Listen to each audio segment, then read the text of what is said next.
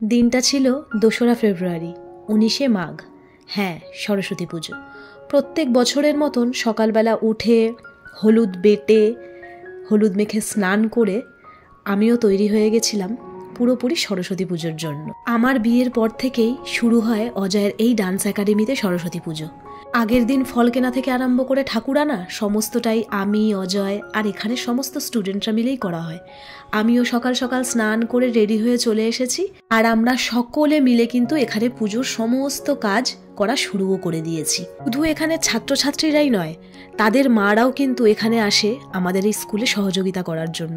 আর এই একটা দিনেই আমরা সকলে এক জায়গায় হই। আর আমার শরীরটা যে অনেকটাই খারাপ সেইটা আর বলার কোনো অবকাশ রাখে না, সেটা আপনারা দেখেই বুঝতে পারছেন। আর এদিকে কিন্তু আমাদের ঠাকুরমশাই চলেও এসেছে, আর পুজোও কিন্তু শুরু হয়ে গেছে।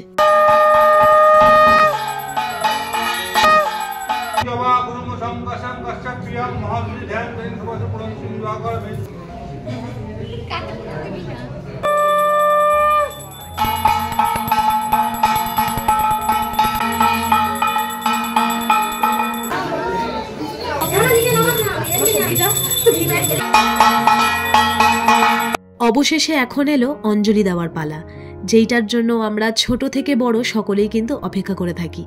আর এই যে আমার পাশে বসে আছে এই ছোট্ট বোনটা, এটা হচ্ছে আমার পিসির মেয়ে। ওর ছোট্ট ছেলেটাও কিন্তু এখানে ডান্স করতে আসে। আর এখন অঞ্জলির জন্য ফুল দেওয়া হচ্ছে, আর ওই যে বসে আছে ছোট্ট ছেলেটা, ওইটা আমার বোনের ছেলে।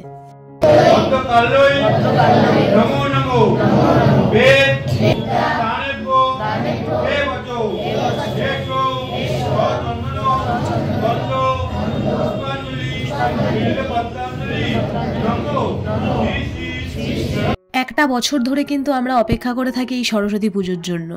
আর দেখুন কিভাবে পুজোটা চলেও এলো, আর অঞ্জলিও হয়ে গেল, আর দেখতে দেখতে কিন্তু পুজোটা শেষও হয়ে যাবে।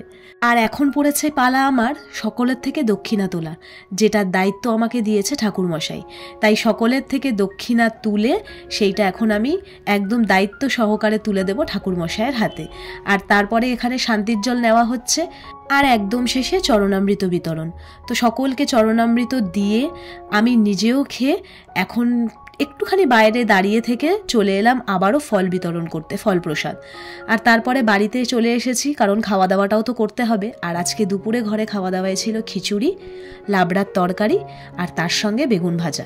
হ্যাঁ, এগুলো কিন্তু আমি কিছুই ঘরে রান্না করিনি, কারণ পুজোর কাজে ব্যস্ত ছিলাম, তাই ঘরে রান্না করে হয়ে ওঠেনি। আমার বাড়িতে আজকে কাজ ছিল, তো সেখান থেকেই খাবারটা নিয়েছি। ও আর তার সঙ্গে হয়েছে হচ্ছে এখানে পায়েস। তো আজকে দারুণ খাওয়া দাওয়া হবে, সরস্বতী পুজো স্পেশাল খাওয়া দাওয়া। তো চলুন আমি খাওয়া দাওয়া করে নিই। আর ভিডিও শেষ করার আগে একটা কথা বলি, আমাদের মায়ের মুখটা কেমন হয়েছে সেটা কিন্তু জানাতে একদমই ভুলবেন না।